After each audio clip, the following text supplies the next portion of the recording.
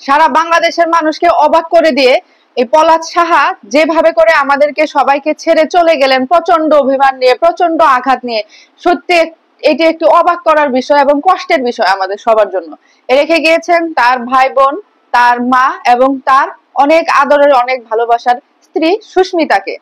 এখন সুস্মিতার জীবন কিভাবে কাটবে? সুস্মিতা কথা পর্যন্ত বলতে পারছে না মিডিয়ার সামনে এসে। এখন আর একদিন দুই দিন ইন্টারভিউ দিয়েছে, এখন আর কোনো ইন্টারভিউ দিতে পারছে না, তার সেই মানসিক অবস্থা নেই।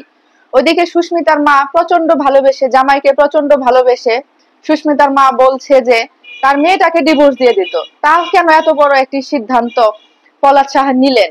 ওইদিকে সুস্মিতার বাবা অসুস্থ, দেখলাম উনি হার্টের পেশেন্ট, আরো নানান রকম অসুস্থ, ঠিক মতো কথা বলতে পারছিলেন না।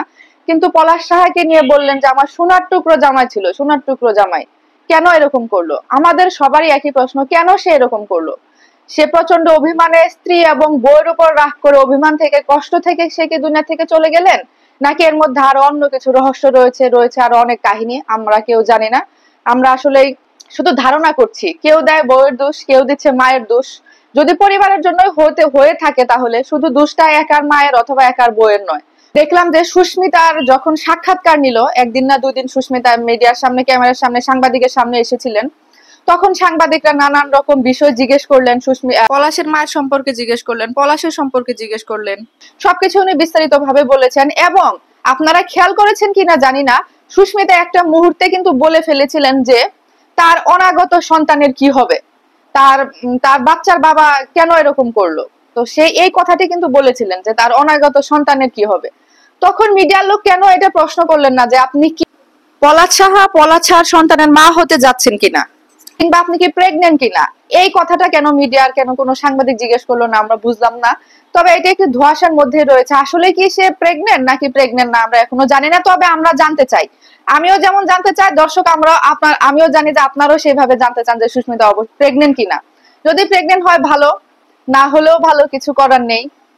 তবে প্রেগনেন্ট হলে তো পলাশ সাহার একটি স্মৃতি রয়ে যাবে, সেই স্মৃতি নিয়ে সে সারা জীবন কাটাতে পারবে। অনেক ইয়াং একটা মেয়ে, অল্প বয়সী একটা মেয়ে, কি হয়ে গেল তার জীবনটা। তবে আমার কাছে কেমন যেন এই অনেকদিন পরে এসে যে একটু খটকা লাগছে। যদি সে তার সন্তান, যদি অনাগত সন্তান যদি আসার থাকতো পৃথিবীতে, তাহলে এত বড় সিদ্ধান্ত হয়তো আকাশ সাহা নিত না। কারণ যখন সন্তানের বাবা হতে যায় কোনো মানুষ, তখন তো তার মন খুশিতে ভরা থাকে, তার মন উৎফুল্ল থাকে, এত বড় সিদ্ধান্ত নেওয়ার কথা না। এখন একটাই দাবি আমাদের, এটার সুস্থ তদন্ত করা হোক, সুস্থ তদন্ত করে এটার একটা যেন সঠিক আমরা জানতে পারি, কেন কি করলেন, কেন আকাশ সাহা এইভাবে করে দুনিয়া থেকে চলে গেলেন, এটা আমরা জানতে চাই সঠিক তদন্ত, জানতে চাই আসল কারণ, জানতে চাই এর নেপথ্যে কি কারণ। সে কি আসলে এরকম করলেন, সে নিজ ইচ্ছায় করলেন, নাকি এর মধ্যে আরো বড় কোনো রহস্য লুকিয়ে আছে, আমরা সেটাই জানতে চাই। আর সুস্মিতার ব্যাপারেও জানতে চাই, সে কি আসলে প্রেগনেন্ট নাকি আসলে প্রেগনেন্ট না, সেটাও আমরা জানতে চাই। আমরা সারা দেশের মানুষ এই ঘটনায় যেমন আমাদের মধ্যে চাঞ্চল্য সৃষ্টি হয়েছে, তেমনি সুস্মিতার প্রতিও আমাদের অনেক সিম্পেথি কাজ করছে। সুস্মিতাকে আমরা অনেক ভালোবেসে ফেলেছি, অনেক মায়াবী একটা মেয়ে, অনেক মায়া লেগেছে ওর জন্য। এজন্য আমরা ওর বিষয়ে জানতে চাই, কখন কি হচ্ছে না হচ্ছে আমরা সবাই জানতে চাই, সারা দেশবাসী। সেই সাথে আমরা চাই যে পলাশ সাহার বিষয়ে, পলাশ সাহার এই সঠিক তদন্ত, সেটা চাই। তো দর্শক, আপনারা কি চান অবশ্যই কমেন্ট করে জানাবেন। আর আমি চেষ্টা করব সুস্মিতার ব্যাপারে সব ধরনের খবর আপনাদের সাথে শেয়ার করার জন্য এবং সঠিক খবরটা আপনাদের কাছে উপস্থাপন করার জন্য। ঠিক আছে বন্ধুরা, ভালো থাকবেন সবাই। আল্লাহ হাফেজ, আসসালামু আলাইকুম।